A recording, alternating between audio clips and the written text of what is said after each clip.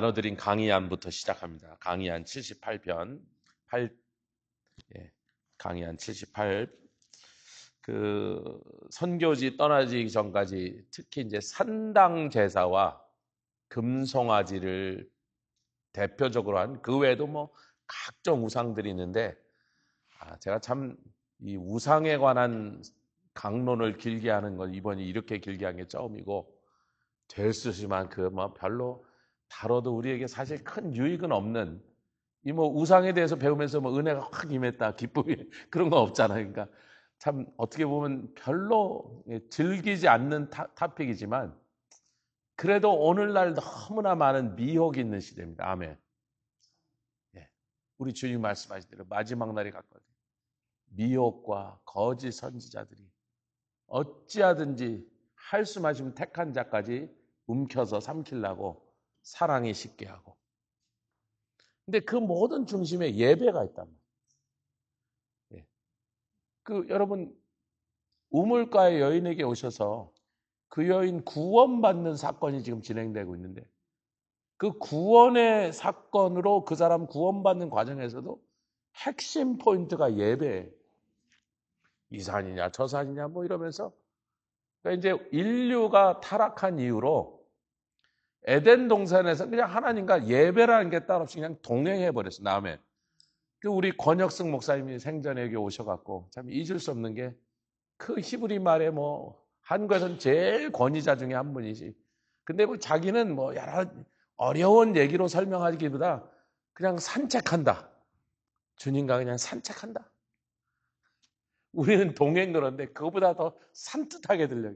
산책. 그러니까 이번에 그 양사무엘 목사님과 그 수양관 하나를 이제 우리가 가서 좀 한 이틀 동안 기도도 하고 여러 가지 선교에 대한 얘기를 좀 총정리를 하자. 우리가 한 4, 5년을 이제 같이 다녔는데, 온두라스도 한 2번, 파라과이도 한 2-3번 같이 가서 선교지의 동역자가 되셨으니까 그런 일을 좀 나눠보자. 양 목사님과 저는 선교지 가면서 이번에 뭐 합시다, 어떤 거 합시다, 뭐 이런 얘기를 한 번도 나누지 않고 그냥 각자 기도하고 가서 탁 하면 그냥 무슨 콤비처럼 그러고 돌아가는 거예요. 그래서 참 희한한, 신기한 하나님과의 그 하나님 안에서의 만남이다. 그래도 우리가 이제 여러 가지 내용들을 좀 정리할 때가 됐으니까 좀 나눠보자고 갔는데, 그 샌디에고에서 한 1시간쯤 가는 산이에요. 근데 저는 뭐 더운 지방이니까 그랬더니, 거기서 조금 더 높은 곳으로 올라갔더니 거기 1년에 한두 번 눈이 온답니다. 그러니까 이제 한 1000m 곳이쯤 되나 봐니까. 그래도 눈이 온대요, 거기에. 스키 탈 정도는 안 오는데 미끄럼 탈 정도는 온다는 거예요. 하여튼 그거보다는 좀 낮은 산이지만 그래도 한 500m는 되나 봐요. 그 수양관인데, 제가 옛날에 속했던 그런 어떤 그 기독 의료상조에서 운영하는 수양관인데 120에이커예요. 우리 기도원이 한 40에이커, 그 3배, 뭐 대충 이렇게 눈에 보이시죠? 산봉우리가 그래도 몇 개 있고 그 안에. 근데 올해 뭐 캘리포니아 주정부에서 자꾸 무슨 뭐 법적인 이런 걸로 막 찔꺽찔꺽 자꾸 시비를 걸어서서 그걸 다 정리할 때까지는 사람을 못 받겠다 싶어서 이제 기도원을 1년 동안 사람을 안 받고 있는데, 제가 좀 언젠가 샌디에고 가면 거기를 한번 가려고 그랬는데 기도할 시간이 장소가 필요해서 근데 좀 빌려주면 안 됩니까? 그랬더니 이렇게 기록을 조사하더니, 우리 대표 되신 목사님 우리 회원을 10년이나 하셨는데 빌려드려라 이래갖고 그래서 빌려주셔서, 그러니까 아무도 없는데 나랑 양 목사님 둘만 가요. 관리하는 분만 있어요. 관리하는 분. 근데 그 관리하는 분도 첫날 갔을 때 없고 아들이 하나 왔다 갔다 하더니 뭐 영어를 좀 시원찮아. 그래서 너 어디서 왔냐 그랬더니 멕시코에서 왔대. 그래서 그러냐, 아버지는 어디 갔냐, 지금 멕시코에 갔대요. 다음날 그 아버지가 오셨는데 자기는 원래 과테말라 사람인데 멕시코 부인하고 만나는 바람에 멕시코에 좀 살고, 예, 이번에 주말마다 한 번씩 멕시코 식구들하고 있다가 여기 근무하러 오는데, 뭐 아무도 없이 그 부자만 있고 우리 둘만 있으니까 산책하다 만나고 뭐 산책하고 내려오다 만나고 해서 자꾸 마주쳐갖고 어디 잠깐 그늘에서 몇 마디 하다가, 당신은 어느 교회 다니냐 했더니, 아유 목사님들 저는 사실 캐톨릭입니다 아직. 그래서 여기 일한 지가 24년 됐대요. 이 개신교 기도원에서 일한 지가 24년 됐더니 자기는 캐톨릭 다닌다. 그래서 그럼 제가 뭐 했을 것 같으세요? 바로 그 시간에서 그 나무 그늘 안에 서서 좀 더운데 해가 뜨니까 더운데 그냥 이쪽 들어가자 그래서 그늘 밑으로 들어가서 부자를 앉혀놓고 그냥 거기서 바로 전들해서 두 사람 예수를 영접하고 할렐루야. 단일 교회까지 우리가 찾아갔고 그 근처 샌디에고는 양 목사님 좀 아시니까 근처 가까운데 괜찮은 교회가 하나 있다고 그걸로 가라고. 별거를 다 봐. 기도원에 가서 또 전도하기는 처음인 건데. 그래서 하여튼 그 산속에 있었어요. 48시간 정도를 같이. 그러니까 저기 밤에는 해가 이쪽으로 지고 산 정상에 있는 건물은 이제 우리가 못 쓰는데 우린 저 밑에 있는 작은 건물 하나 주니까 거기 뭐 사람이 많이 써야지 내주는 공간이니까. 근데 하여튼 뭐 쓰시지는 않더라도 여기 이쪽으로 해가지고 내일 아침에 오시면 저쪽으로 해가 뜹니다. 그래서 해 질 때도 올라가고 그 다음날 해 뜰 때도 또 올라가서 막 꽤 제법 가파른데 그래도 길을 잘 다져놔 갖고 그렇게 가다가 뭐 다치거나 할 것 같지 않아서 둘이서 이제 해 질 때도 올라가서 또 보고 해 뜰 때는 또 소리도 좀 지르고 그래서 좋은 그런 휴식의 시간을 가졌습니다.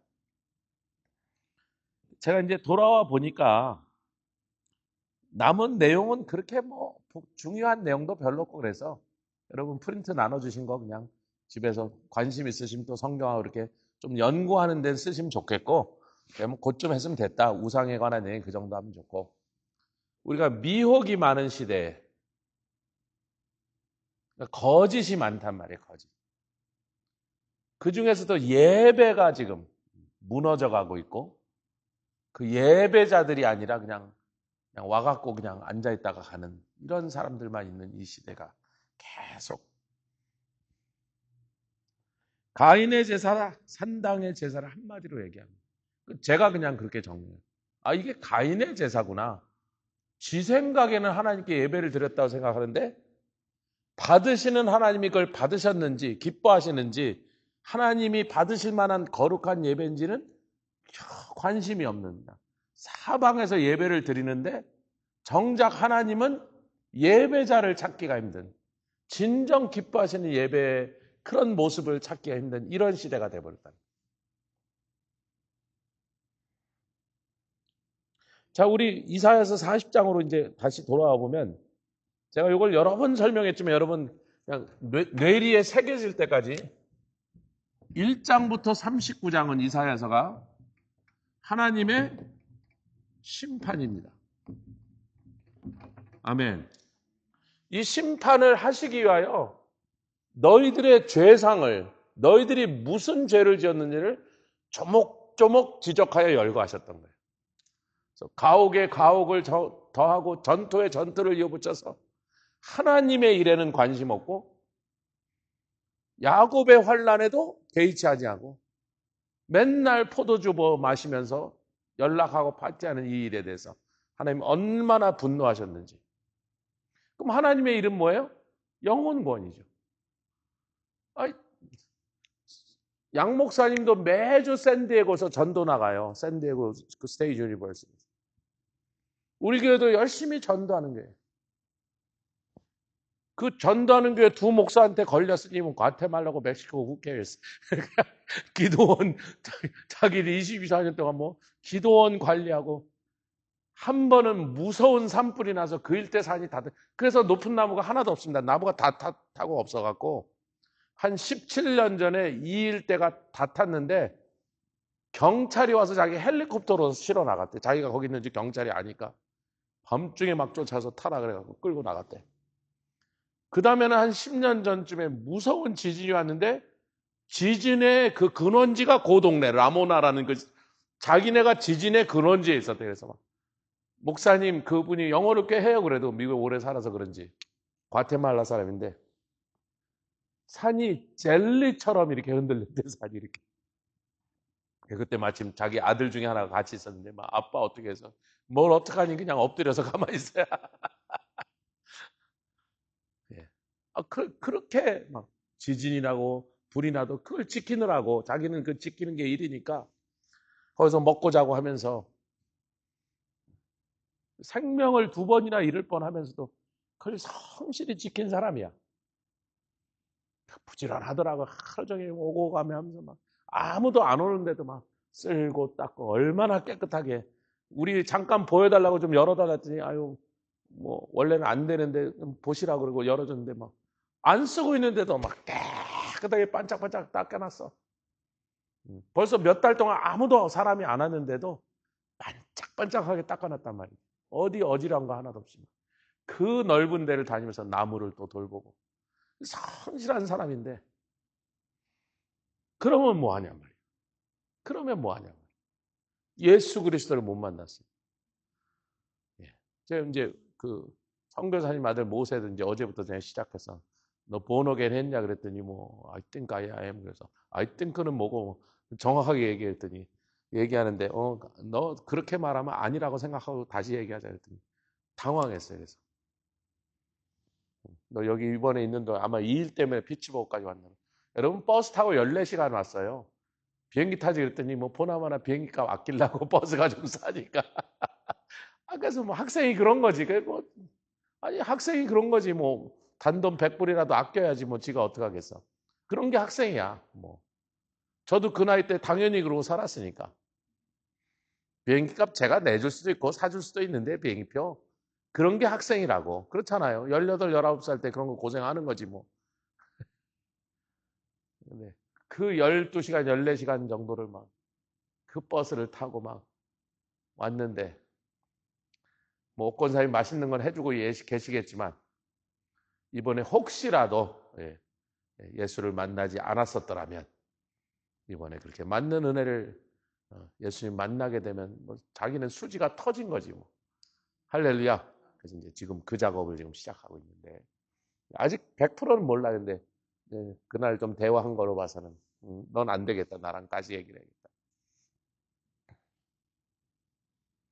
하나님의 심판인데 40장부터 66장은 그래서 이게 39, 27에서 꼭 성경의 구약 신약 같아서 꼭 그런 모양이다 해서 이사야서를 미니 바이블이다. 예. 축소해놓은 성경이다 하고 그렇게 별명을 붙인 신학자들이 많단 말이에요. 하나님의 구원 혹은 회복.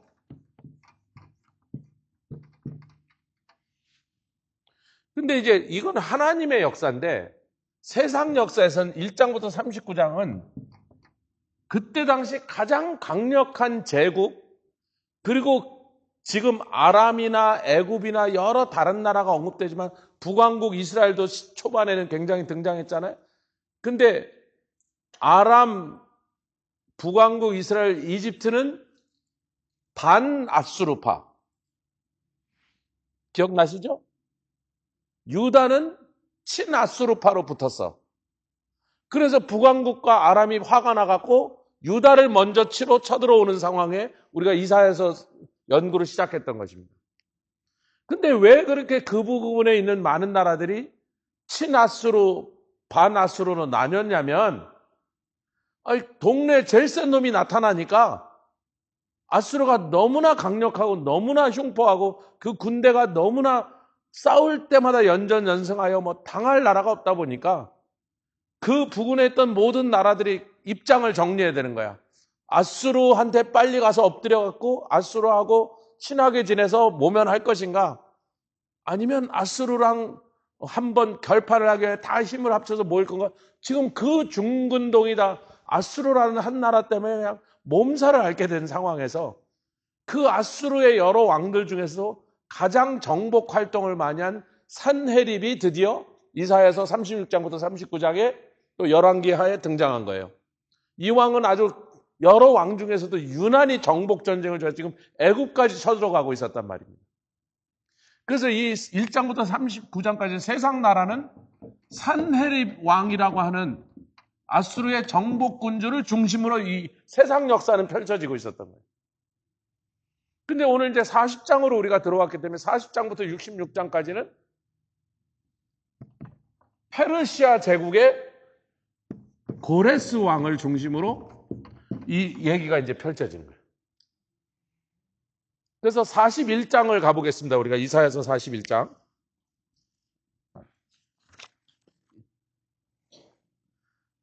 41장 1절과 2절을 보겠습니다. 시작. 섬들아 내 앞에 잠잠하라. 민족들아 힘을 새롭게 하라. 가까이 나오라. 그리하고 말하라. 우리가 가까이에 서로 변론하지. 여기 섬들을 얘기하고 여러 민족들에게 온 세상 사람들 이렇게 하는 거예요. 왜냐하면 여러분 보십시오. 이 지도를 보면 이게 지중해예요. 지금 이게 지중해입니다. 뭐 이상하게 생겼다 그러지 말고 여기가 스페인이고 여기가 모로코죠. 이게 로마가 점령했던 지중해인데 이쪽에는 동방에는 예로부터 큰 세력들이 있습니다. 뭐 바벨론, 페르시아, 아수르 이런 것들이 다 이 동방에 있는 세력들인데 여기에 섬들에는 굉장히 문명이 일찍 발달해서 철기 문명이 여기서 먼저 시작됩니다. 그러니까 비록 섬이라 나라는 작아도요. 이들은 철기 문명을 갖고 쳐들어오는데 이쪽에 있는 사람들은 전부 청동기를 갖고 있었던 거예요. 그래서 여러분 이 대부분의 이쪽에 있는 나라들이 sea people 그래서 바다 사람들이라는 정체를 알 수 없는 해적들한테 그 어마어마한 히타이시나 그 다음에 애굽의 왕조나 거의 전멸을 당해버립니다. 장로님 좋아하시는 아카드 민족도 이 해양 세력한테 전멸을 당해버립니다. 제국이 없어져 버려요. 그러니까 여기는 이 농사가 발달하고 땅이 넓고 기름지고 큰 강을 따라서 유브라데스나 뭐 인도의 겐지스나 중국의 황하나 애굽의 나일이나 이런 큰 강을 하천을 중심으로 농업이 발달하고 상업이 발달하고 그러다 보니까 인구가 늘어나니까 나라가 커지는데 땅도 넓으니까 근데 이 거대한 세력도 여기서 문명이 발달했는데도 이 서쪽의 지중해 바다의 섬이나 반도에서 일어난 문명들은 비록 인구는 작아도 철기가 발달해버린 거예요. 그들이 쳐들어오니까요. 청동기 문명을 가지고 있는 나라들이 당연해질 못해. 블레셋도 그 해양 세력 중에 하나인데 거기서 쎄서 애들이 아니라 거기서 주워 맞고서 도망온 애들이에요. 그 도망온 블레셋 사람들한테 이스라엘이 쩔쩔 매는 거예요. 왜? 그들은 철기를 갖고 왔어. 이해가 가시죠? 그래서 지금 섬들아 민족들아 그러면 이 두 가지를 합친 것을 지금 막 부르고 있는 표현이란 말이에요, 여러분. 역사적으로 그렇게 봐야 되는 거라고요. 지중해 곳곳에 큰 세력들이 일어났습니다. 뭐 미케노스라든지 그래서 그런데 그게 한꺼번에 망하는 일이 산토리니 섬에서 어마어마한 화산이 터져갖고 그 화산으로 지중해에 있는 문명들이 거의 다 망해버립니다. 3,000년, 4,000년 전에 찬란한 문명을 이뤘던 나라가 하루아침에 없어져 버려요. 이게 산토리니에서 터진 화산인데 아마 백두산 터졌을 때보다 더 센 거라고 사람들이 그렇게 지정합니다. 섬의 3분의 2가 날아가 버렸으니까. 그냥 없어져 버려서 섬이요. 그게 한 3,500년, 4,000년 전에 일어난 거예요. 그 지중해에 있던 문명권들이 거의 그때 다 망해버렸습니다. 요걸 이제 역사적 배경으로 우리가 생각하시고 그래서 이 섬들아 민족들아 그러시면서 나랑 한번 다 얘기를 해보자. 우리 한번 변론해보자. 누가 2절 시작 누가 동방에서 사람을 일으키며 의로 불러서 자기 발 앞에 이르게 하게 하였느뇨. 열국으로 그 앞에 굴복해 하며 그로 왕들을 치리하게 하되 그들로 그의 칼에 티끌 같게 그의 활에 불리는 촉이. 여러분 이게 고레스를 가리키는 거예요. 저는 처음에 이거 예수님 얘기하나 그랬더니 자세히 읽어보니까 고레스 왕을 얘기합니다. 제가 아까 조금 전에 뭐라 그랬어요? 40장에서 66장까지는 하나님의 역사는 구원과 회복인데 그때 당시 세상 나라의 모든 정사를 휘저을 사람은 고레스 왕이란 말이에요. 근데 이 고레스가 왕이 되자마자 고레스 왕 원년에 뭐를 선포하죠? 모든 민족들은 자기 원래 살던 대로 돌아가라. 니네가 전쟁 포로로 잡혀왔어도 내가 다 보내줄 테니까 다 돌아가라. 그리고 한마디를 더 합니다. 그 법령이 새겨진 법령이 새겨진 채로 발견이 돼서 우리가 그 원문을 알고 있어요. 박물관에 있다고요. 고레스가 발표한 그 법령이. 갈 사람은 가되 남아있는 사람에게는 페르시아 국민과 동일한 지위를 줄 테니까 차별 없다. 압박 없다. 너희들도 페르시아 본래 족속과 똑같은 권리를, 동등한 권리를 보장하겠으니 있고 싶은 사람 있어라? 그래서 유대인들이 다 돌아왔어요? 남았어요? 보니까 이 페르시아에 없는 게 없거든요. 여러분, 페르시아의 시장이란 말이 그때 생긴 거거든요. 전 세계 진귀한 신라에서 만들어놓은 물건이, 저쪽 로마에서 만들어놓은 물건이 페르시아에 다 있었단 말이에요. 그때는 아직 로마가 생기기 전이네요. 그리스에 생긴 물건들. 온 세계의 진귀한 물건이 페르시아 시장에 다 모여들었다. 세계 문화와 상업의 중심지였어. 유대인들이 또 뭘 잘해? 장사를 잘하잖아. 그러니까 고레스 왕이 돌아가라도 뭐 안 돌아가도 여기서 이제는 페르시아 시민과 똑같은 지위를 준다는데 더 이상 우리는 포로의 자식이 아니라 이 나라의 시민이 된다는데 뭐 하려고 돌아가고 안 돌아온 사람이 많습니다. 여러분, 돌아온 사람도 많지만. 그래서 고레스가 하나님이 그 일을 위하여 세운 사람이라. 여러분, 고레스가 속한 그 족속은요, 이란이 이렇게 했으면요, 여기가 재밌는데, 여기는 중동 아랍 쪽이고 사막이고요. 요 산지 여기는 기마 유목민지 다니는 초원입니다. 고레스의 족속은요, 여기서 내려온 조그만 한 부족이에요. 근데 여기 살고 있는 다른 족속들을 다 정복시켜서 페르시아로 흡수한 다음에 그 다음에 이 사람의 장인이 누구야?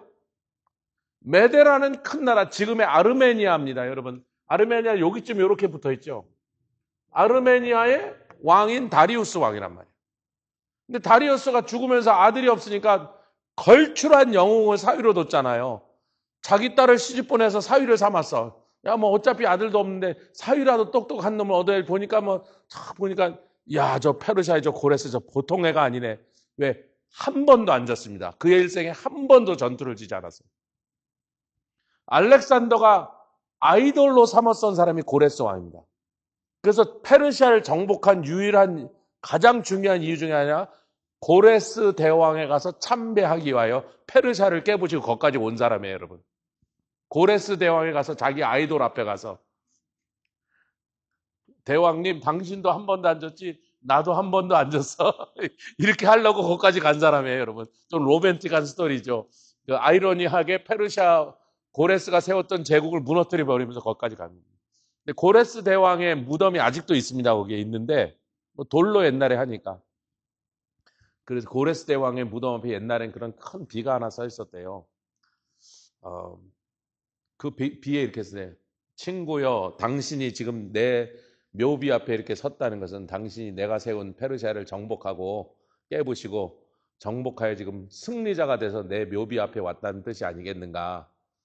그러나 생각해봐라. 너도 언젠가 네 무덤에 지금 네가 서 있는 것처럼 의기양양한 정복자가 와서 서 있을 테니 겸손해라. 그렇게 써 있대요. 아니 뭐 그런 전설이 있어요. 진짜로 그런지 아닌지 저도 모르는데. 그 비는 어딘가 없어져서 무덤은 아직 있습니다. 알렉산더가 그 묘비 앞에 가서 그걸 읽고서는 페르시아 왕궁을 다 때려부수고 그랬는데 고레스 왕의 그 묘지만은 건드리지 않았다. 그런 썰들이 전해져 있습니다. 그러니까 걸출한 영웅이야. 그리고 페르시아뿐만 아니라 이제 메데까지 연합한 왕국을 구성해서 지금의 아르메니아까지, 지금의 이란과 아르메니아 전체를 이쪽을 다스리는 거대한 제국을 세웠는데 이 사람이 하나님이 동방에서 불렀다는 겁니다. 그러면서 우리가 너희들 이렇게 대단한 왕을 본 적이 있어? 내가 그에게 그런 권력을 준 거야. 내가 그로 연전연승 승리하게 한 거야. 조그만 부족이었다니까요. 고레스 왕이 속한 부족은요, 이 페르시아 전체를 다스리던 부족이 아니에요. 아주 조그만 부족이었는데 너무나 전쟁을 잘하고 전투만 하면 승리하니까 전부 그 세력 아래로 모여들어갔고 지금의 페르시아에 살고 있던 수많은 부족들이 그에게 와서 합류해버린 거고 거기다가 메데라고 하는 큰 나라, 메데는 고대로부터 큰 나라였습니다. 그 큰 나라의 왕이 죽으면서 뭐 삽이니까 네가 다 가져라고 줘버리잖아요. 메데와 페르시아 연합 국가의 황제가 된 것이 고레스. 고레스가 황제가 되자마자 첫 번째로 발표한 게 여태까지 잡혀와서 포로로 살았던 사람들 전부 다 고향으로 가. 유대인 너희도 가. 하나님이 내가 그렇게 했다. 자, 그 다음 페이지로 가겠습니다. 이제 진도를 막 나가겠습니다. 중요한 얘기가 뭐냐면 537페이지에 이사야서의 후반부, 이제 지금 우리가 시작한 후반부 40장부터 66장까지를 다시 세 부분으로 나뉠 수 있다는 겁니다. 자, 40장부터 48장까지가 첫 부분이고 49장에서 57장까지가 두 번째, 그리고 58에서 66장이 세 장인데 이걸 내용면으로 보면 이렇게 되어 있습니다. 절 좀 보세요. 내용면으로 보면 40장에서 48장까지는 위대하고 크신 하나님과 그분이 이방 나라들까지 다 통치하시는 온 세상에 위대하신 큰 하나님이시다. 그러니까 이방신들을 섬기고 우상을 섬기는 것은 어리석은 일이다. 그게 40장부터 48장까지의 내용입니다. 49장부터 57장까지는 그런데 그 위대하신 하나님이 이 땅에 오셨는데 아들 얘기를 하는 거예요. 그 아들은 고난의 종이 되어서 아멘 합시다. 여기에 그 뭐가 있어요? 이사야서 50장 그 유명한 그가 연한 땅에 고운 줄기처럼 나서 풍채도 없고 모양도 없어 흠모할 만하면 그 예수님의 십자가 얘기가 53장에 그 속에 들어가 있는 거예요. 그래서 지금 같이 하실 때 뭐라고? 고난의 종. 그 고난의 종이 이 땅에 오신 하나님인데 사실은 하나님의 아들이라는 거죠. 예수 그리스도의 오심과 그분으로 인하여 온 세상의 구원을 십자가에서 이루시는 얘기가 이 중간에 들어가 있습니다. 그 다음에 58장부터 66장은 새하늘과 새 땅이 있으면서 그 일을 이루실 때는 성령께서 역사하신다. 물론 예수님이 이제 초림이 아니라 예수님의 재림 시간이고 성령이 그 일을 하신다. 유난히 성신 이렇게 있습니다. 근데 이제 거기서 그 내용을 이제 좀 이따 보기 전에 48장 마지막 절 가보겠습니다. 이사야서 48장 마지막. 첫 번째가 끝나는 거, 두 번째가 시작되는 내용상 세 개로 나뉠 때 첫 번째 단락이 끝나고 두 번째가 시작한 48장 21절인가 그래요. 하여튼 48장 22절 이렇게 나와 있어요. 같이 48장 22절 이사야서입니다. 시작. 여호와께서 말씀하시되 악인에는 평강이 없다 하셨느니라. 그런데 57장 마지막 절을 또 보세요. 이게 너무나 재밌죠? 재밌다기보다는 참 흥미롭지 않습니까? 57장 21절. 조금 전에 첫 번째 하나님이 크고 위대하신 하나님이 온 세상 이방의 나라들과 그들이 섬기는 이방신들, 즉 우상들보다 더 크신 하나님이다. 그러니까 우상 섬기는 어리석은 짓을 하지 말란 말이야. 그 얘기인데 그 말이 끝나면서 뭐라 하냐면 아까 읽었잖아요. 여호와께서 말씀하시되 악인에게, 즉 여기서 말하는 악인은 뭐예요? 내가 그렇게 큰 하나님인데도 너희들이 그걸 듣고 알고 나서도 그 조잡스럽기가 짝이 없고 더럽기가 짝이 없는 이방신들을 섬긴다면 내가 그 악한 일에 대해서 절대로 평강을 주지 않으리라. 아멘. 우상을 섬기는 자에겐 영원히 평강이 없게 하리라. 다시 말해 반드시 멸망시키리라 그 말씀입니다. 근데 이제 예수 그리스도가 이 땅에 오셔서 고난의 종으로 오셔서 고난을 받으셔 십자가를 지시고 그 영혼이 수고하시는 십자가의 고통을 얘기하고 있으면서도 이제 복음이잖아요. 이번에는요. 처음에는 우상 숭배하는 악한 놈들 악인에겐 평강이 없도다. 58장 27절에 뭐라고 나옵니까? 57장이죠. 57장 20절 시작. 내 하나님의 말씀에 악인에게는 평강이 없다 하셨느냐. 똑같잖아요. 같은 얘기잖아요. 근데 여기는 뭐예요? 내 아들을 보내어 복음을 주고 누구든지 믿기만 하면 구원을 받도록 해줬는데도 그 복음을 거부한 놈들 한국말로 no soup today. 국물도 없다. 악인에게는 평강이 없다. 근데 66장 끝나고는 그 말씀이 없죠. 왜 없어요? 66장